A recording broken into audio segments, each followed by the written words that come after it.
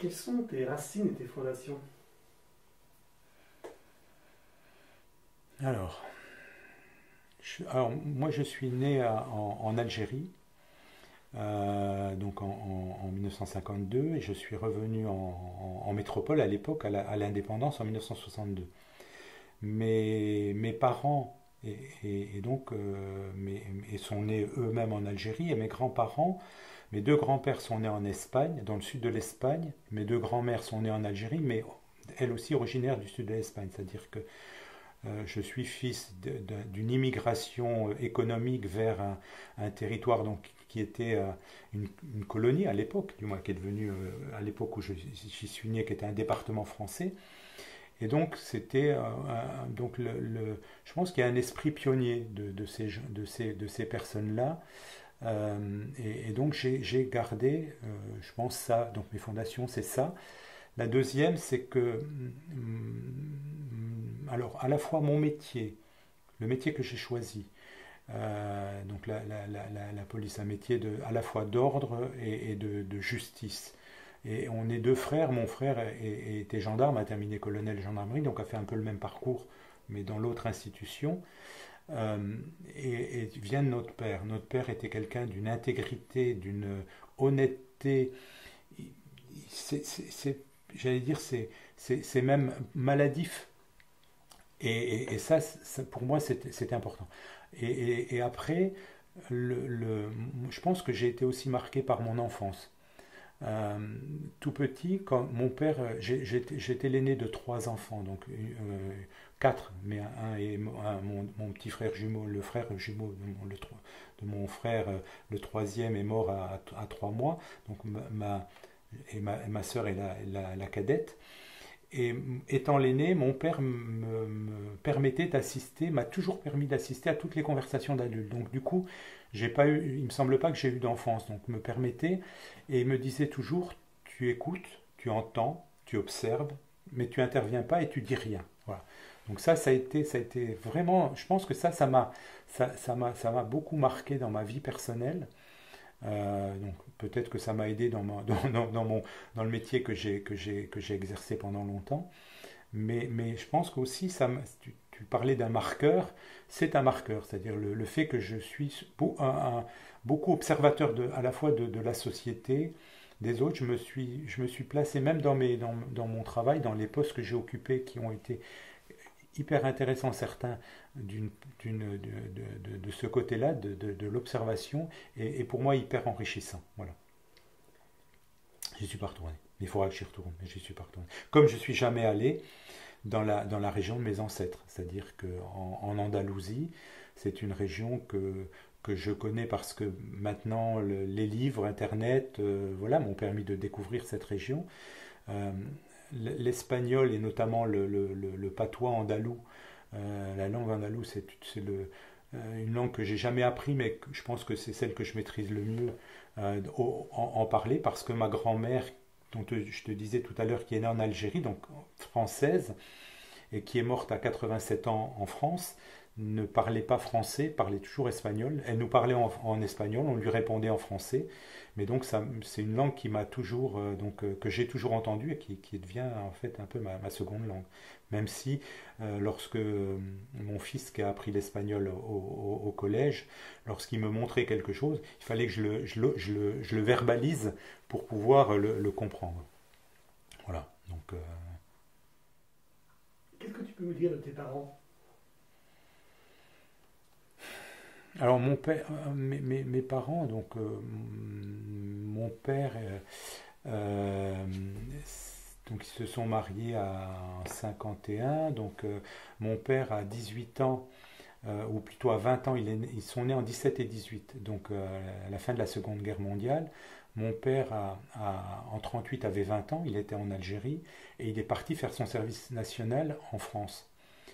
Et il est 2 ans après, puisque le service national durait 2 ans, ben c'est entre-temps la guerre. Il est fait prisonnier en Belgique à Aix-la-Chapelle. Il part dans les camps après, dans un camp qui est devenu un camp d'extermination, mais à l'époque où c'était pas, Buchenwald. Et ensuite, il a été pendant 5 ans prisonnier dans une ferme en Allemagne de l'Est. Il a été délivré par les Russes. Il s'est retrouvé à Odessa. Mon père a pas fait d'études. Il a terminé, il est allé jusqu'au certificat d'études et il parlait couramment 5 langues. Il avait un don pour apprendre les langues qui était incroyable. Et voilà. Donc, et il s'est retrouvé, il est revenu en Algérie à 27 ans. Donc lui a pas eu de jeunesse, il a eu une vie compliquée, difficile. À 44 ans, il se retrouve à nouveau obligé de quitter la terre sa terre, la terre de ses parents. Et donc il a été marqué comme ça jusqu'à sa mort par le souvenir. Il a toujours vécu, il est toujours resté dans le souvenir. Moi, ça m'a jamais, ça m'a pas, j'allais dire, pour moi, le passage de l'Algérie, en fait, c'est un passage de 2 générations, donc 3 générations maximum. Donc c'est pas ça qui, c'est pas le marqueur. Mais pour lui, oui. Et donc ma mère, pareil, c'est une femme simple qui travaillait, donc qui était, alors pour le coup, elle mère au foyer, voilà. Qu'est-ce que tu as appris de tes parents?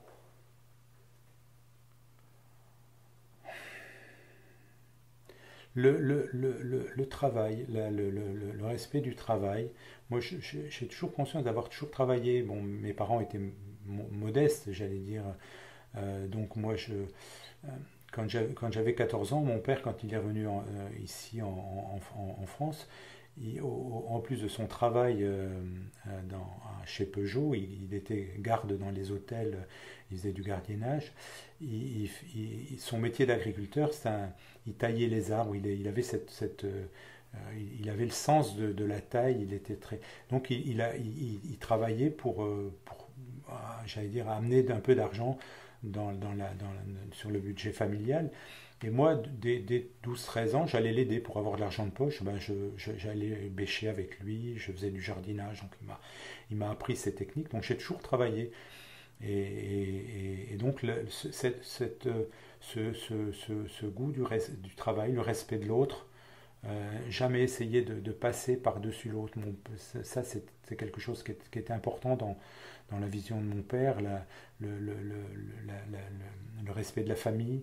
Mon père était très accueillant. Moi, j'ai souvenir on n'avait pas grand-chose, mais s'il y avait quelqu'un en difficulté, mon père et ma mère, hein, mais je dis mon père, mais mes parents étaient là pour les accueillir. Donc on a reçu beaucoup de monde à la maison.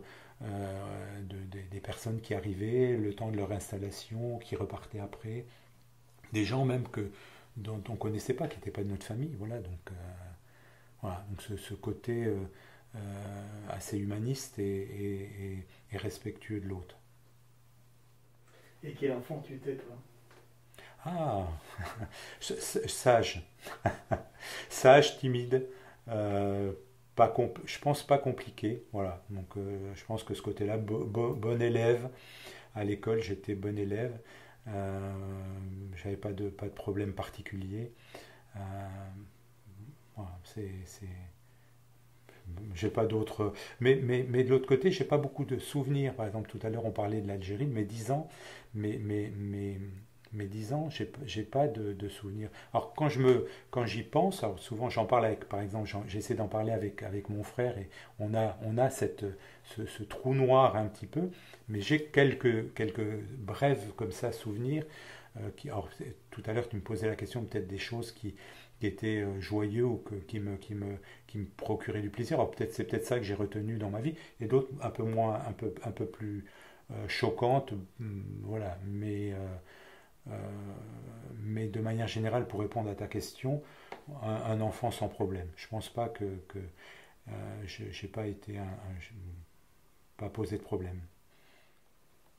Quels étaient tes rapports avec ta fratrie? Alors, on a donc, comme je te disais, une sœur et un frère. Euh,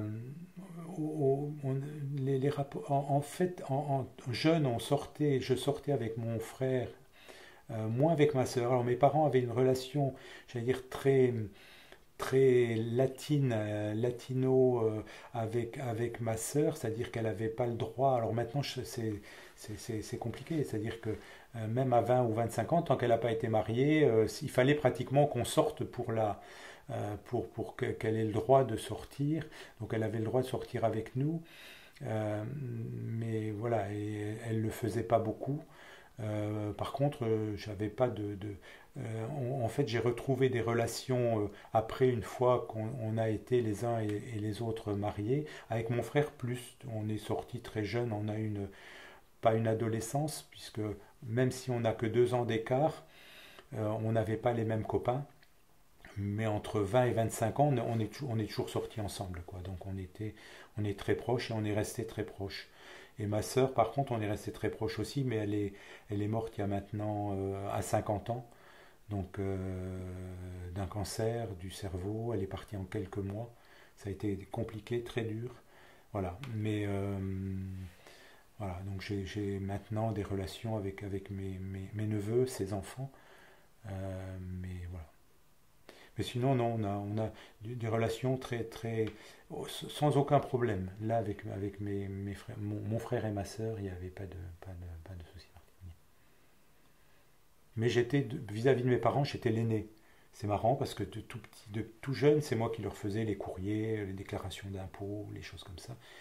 Et même quand mon frère plus tard, puisque ma vie professionnelle a fait que un certain temps j'étais pas loin de chez mes parents, donc je continuais, mais d'autres à un moment, non. Et mon frère, par contre, était là proche. Et s'il faisait quelque chose, ma mère me demandait de vérifier si c'était bien fait. On disait à ma mère, mais attends, mon frère est aussi capable de faire les choses que moi. Mais non, j'étais l'aîné, donc il fallait qu'on me demande mon avis à moi. Il fallait que je donne moi mon avis pour que valider un peu ce qui avait été dit par mon frère ou ma soeur. Voilà. Donc ça, c'est bon, c'est tout. Et avais-tu un rôle en tant que grand frère par rapport à ton frère et ta sœur, à part de chaperonner? Non, non, j'ai pas eu. Mais je pense que mes parents effectivement m'ont demandé souvent mon avis. Donc, alors, avec mon frère et ma soeur, j'étais le seul à faire des études supérieures. Euh, Pas parce que mon frère n'avait pas les capacités, c'est assez bizarre parce qu'après, professionnellement, il a fait des études supérieures, mais une fois dans la vie professionnelle, donc il avait toutes les capacités, mais je sais pas, c'est le déclencheur, bon, le système scolaire forcément qui est peut-être pas adapté à tous les parcours. Donc moi j'étais peut-être plus adapté que lui à ce parcours, mais ça ne peut pas dire. Il a fait d'aussi bonnes études que j'ai pu les faire, mais de manière décalée. Donc pour répondre de manière précise, non, j'avais pas de rôle. Mais ma mère notamment me demandait, j'avais conscience d'être vis-à-vis de mes parents, j'allais dire un conseiller, à celui à qui on demande son avis. Peut-être que ça a pu gêner, alors je l'ai su après, pas directement par ma sœur, mais par mon épouse, à qui ma sœur en avait parlé, en disant ben, que ça l'avait un petit peu, quelque part, ça l'avait froissé dans sa vie, parce qu'elle avait l'impression de pas compter, mais moi, voilà, j'en ai pas tiré un orgueil particulier, mais c'est vrai que j'en ai pas parlé à ce moment-là ni avec mon frère ni avec ma soeur. C'était comme ça. Voilà, ça paraissait simplement quelque chose de naturel, mais ça l'est maintenant. C'est vrai que à la réflexion, ça l'est pas. Et quand tu étais enfant, c'était quoi tes rêves?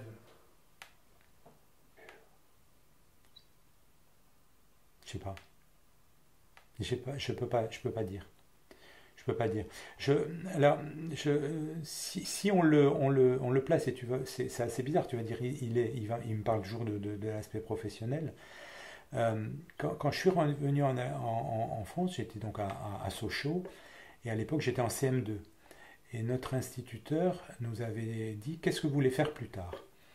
Et moi j'avais mis BEPC, baccalauréat, licence en droit, école de la magistrature à Bordeaux, juge d'instruction. 10 ans, l'institut a convoqué mes parents en disant, mais votre fils, qu'est-ce que c'est, vous faites quoi dans la vie? Donc mon père était garde chez Peugeot, ma mère était femme au foyer, sans truc particulier. Donc Pourquoi? Parce que tout à l'heure je parlais de ces magistrats qui venaient parce que mon père en plus donc il aimait la nature, il était chasseur, donc ils étaient toujours avec lui. Lui, il avait une quinzaine d'années de plus qu'eux, donc c'était un peu même si hiérarchiquement il était sous leurs ordres, mais il avait ce côté de,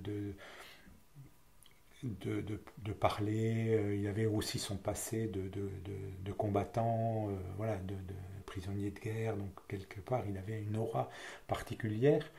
Et, et donc ces magistrats, un jour il y a un magistrat qui m'avait dit, euh, si tu veux, tes parents n'ont pas les moyens et c'est tes bons élèves, tu passes le bac et tu fais médecine militaire et comme ça tu seras médecin et après une fois que tu reviendras dans la vie civile, tu auras à la fois tes compétences et ton, ton, l'armée t'aura payé les études. Et finalement, c'est pas ça qui m'a. Moi, c'est pas ça qui m'a. Je le voyais lui, donc c'est lui qui est devenu. Et le hasard a fait que j'ai retrouvé. Donc j'ai pas ce monsieur, donc qui était dans l'Est aussi, était dans le Jura. Je l'ai pas vu pendant 40 ans. Et sur mon dernier poste à Dijon, j'ai voulu le retrouver. Je l'ai retrouvé. Et donc c'était devenu un vieux monsieur qui avait passé 80 ans.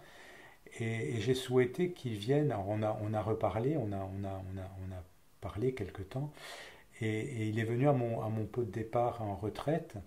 Et j'ai évoqué sa présence en lui disant que, sans le savoir, il avait guidé mon choix. En fait, j'étais là un peu grâce à lui. Et il avait en fait, avec mon père sur le côté probité, respect du droit, respect de la justice, voilà. Mais il avait guidé, il avait été en fait, voilà. Donc mon rêve, je ne sais pas si j'ai quelque part, j'ai atteint mon rêve, oui, je pense que professionnellement, j'ai fait un métier passion, j'ai fait ce métier pendant 40 ans, j'ai toujours adoré mon travail. Mon épouse quelque part des fois me disait mais c'est toi qui devrais payer pour travailler, pas on ne devrait pas te payer pour et finalement elle pense je suis parti j'ai poursuivi un petit peu au-delà de ce que j'aurais pu faire partir avant, donc elle me voyait même aller jusqu'au bout du bout quoi, sans forcément m'arrêter à un moment donné, voilà.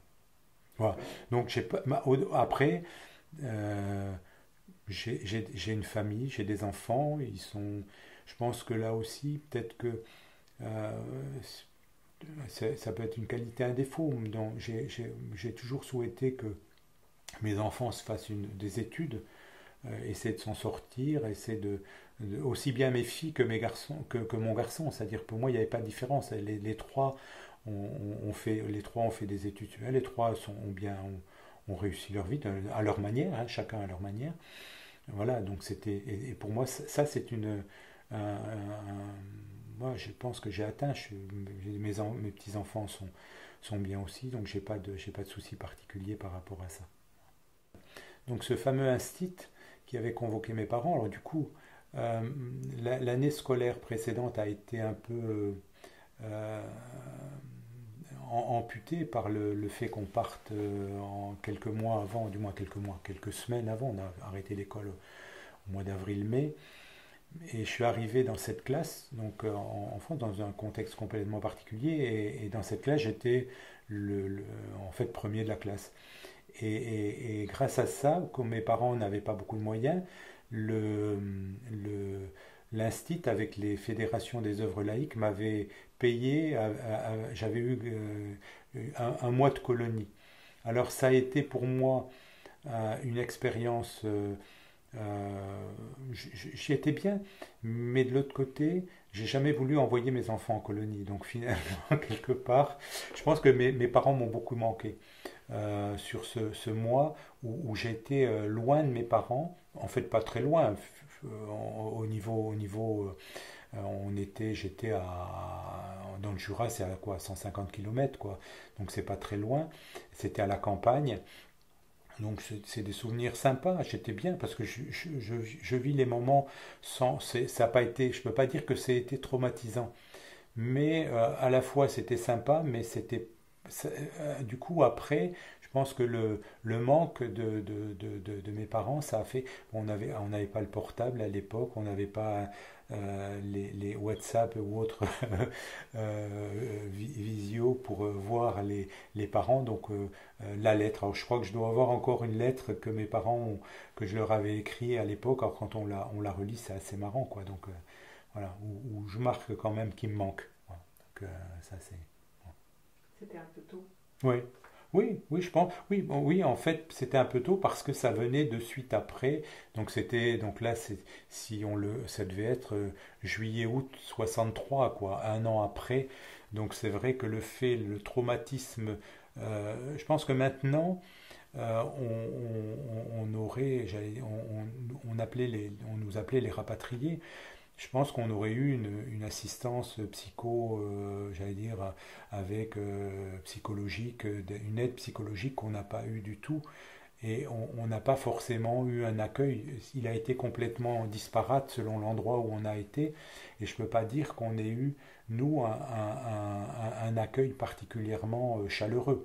Donc, ce qui m'a de l'autre côté aussi permis, à titre personnel, de mieux comprendre les personnes qui se retrouvaient dans les mêmes situations, pas forcément la même situation, mais qui se retrouvaient déracinées par obligation ou par choix. Je ne sais pas si on le fait toujours par choix. Le choix, il peut être économique, politique, lié à la guerre, voilà.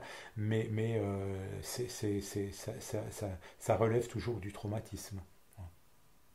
Tu veux dire que tu as une compréhension particulière de l'immigration? Oui, oui, parce que je me sens, moi, complètement un fils d'immigré.